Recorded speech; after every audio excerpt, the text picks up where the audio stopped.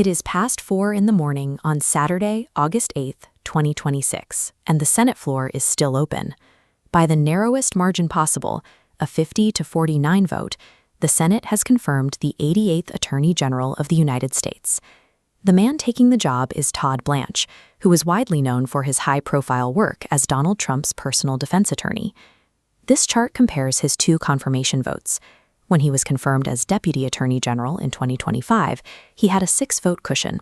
17 months later, that support has nearly evaporated.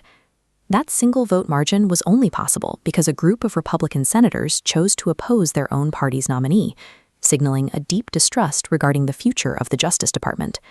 Senator Susan Collins of Maine was one of them. She stated that while Blanche is a capable lawyer, she believes the Department of Justice has become increasingly political. Senator Lisa Murkowski of Alaska also broke ranks. She expressed a lack of confidence that Blanche would be able to check the administration's worst impulses. These two were joined by a unified bloc of Democrats.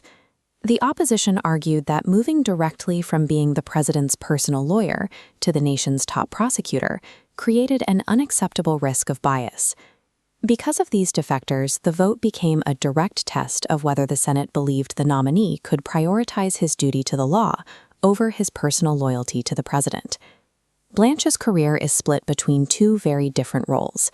For 8 years, he worked within the system as a federal prosecutor in New York, handling violent crime cases. But in 2017, he shifted to the other side of the courtroom, becoming Donald Trump's lead defense attorney. Now he is the head of this building, the Department of Justice. He is responsible for over 100,000 employees and every federal law enforcement operation in the country. This dual history, as both a prosecutor and a personal lawyer, is what created the tension during his hearing. It left senators wondering which version of Blanche would be running the agency. To understand why the vote was so close, you have to look at this graphic detailing the Anti-Weaponization Fund. It was a $1.8 billion pool created from a settlement between the president and the IRS. Critics alleged the money was intended to pay the president's allies and January 6th defendants. The controversy over this fund almost killed Blanche's nomination in July. Two key Republicans, John Cornyn and Thom Tillis, refused to vote for Blanche unless the fund was completely eliminated. They effectively held the nomination hostage. On August 2nd, Blanche gave them what they wanted. He provided a written order officially rescinding the fund to secure the final votes. The document used specific legal language to satisfy the holdouts, declaring it would have no further force or effect. By killing the fund in writing, Blanche proved to the skeptical senators that he could, under direct pressure, take an action that went against the president's previous financial goals.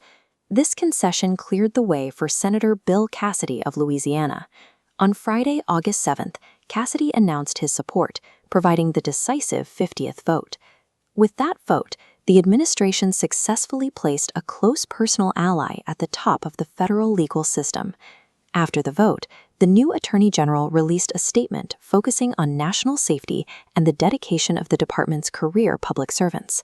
However, that 50-49 tally will follow him throughout his tenure.